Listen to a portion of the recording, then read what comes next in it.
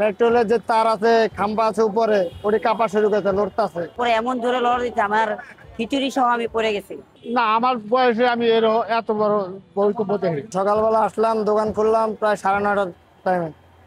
নাস্তা খাইতেছে এই জায়গায়, হুট করে প্রথম ভূমিকম্প আসার লাগে বোঝা যায় না, পরে ভূমিকম্প আসাতে মেট্রো সরকার আমার দোকানটা সব পুরো লস হয়ে গেছে।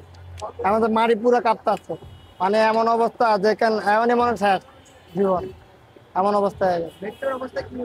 মেট্রো রেলের যে তার আছে, খাম্বা আছে উপরে, ওটি কাঁপা শুরু করেছে, লড়তাছে। আমি তো ভয়ে ওই দিক দিয়ে দৌড় দিতে লেছিলাম। মানুষ তো সবাই একবারে হতভম্ব হয়ে গেছে, হুট করে এটা কি হলো এটা, মানে একবারে এমন অবস্থা। ফার্স্টে হুট করে দেখে ভূমিকম্পটা 2 সেকেন্ডের ভিতরে গেল, লাগে 2 সেকেন্ডের জীবন শেষ। ওই টাইমে আমার হঠাৎ করে দেখি আমার দোকান লড়াচড়া করতেছে। আমি মনে করছি যে আমার ছোট ভাই মনে হয় লাড়া দিচ্ছে। পরে দেখি কতক্ষণ পরে এমন জোরে লড়া দিচ্ছে আমার খিচুড়ি সহ আমি পড়ে গেছি, খিচুড়িটা খাবো। ওই টাইমে আমার হঠাৎ করে দেখি আমার দোকান লড়াচড়া করতেছে। আমি মনে করছি যে আমার ছোট ভাই মনে হয় লাড়া দিচ্ছে। পরে দেখি কতক্ষণ পরে এমন জোরে লড়া দিচ্ছে আমার খিচুড়ি সহ আমি পড়ে গেছি। আমি ভাবলাম যে মেট্রো রেলে মনে হয় পিলার খুললে পড়ে যাবে, এমন সম্ভাবনা দেখি। তারপর আমি খিচুড়ি ফালাই আমি নিচে লাফ দিয়ে দিই। তখন আমি শুয়ে আসছিলাম, শুয়ে হয়েছি বিল্ডিং কাঁপে, দোতলায় আসছিলাম।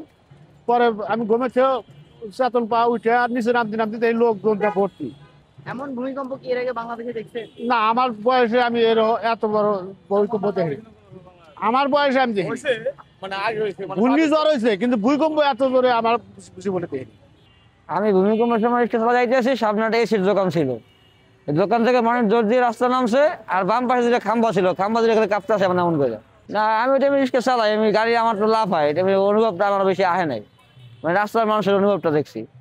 আমাদের বিল্ডিং এর অনেকেই হচ্ছে যে বাসার ছাদে উঠে গেছে, আবার কেউ কেউ হচ্ছে যে যারা নিচের দিকে ছিল তারা নিচের দিকে নেমেছেন। এরকম ভূমিকম্প বাংলাদেশে এর আগে কখনো সম্মুখীন হয়েছেন কিনা? এর আগে এই ধরনের ভূমিকম্প সম্মুখীন হয়নি, কারণ হচ্ছে আমার যেটা জানতে পেরেছি পরে যে আমাদের ঢাকার খুব কাছেই এই ভূমিকম্পের উৎপত্তি স্থল।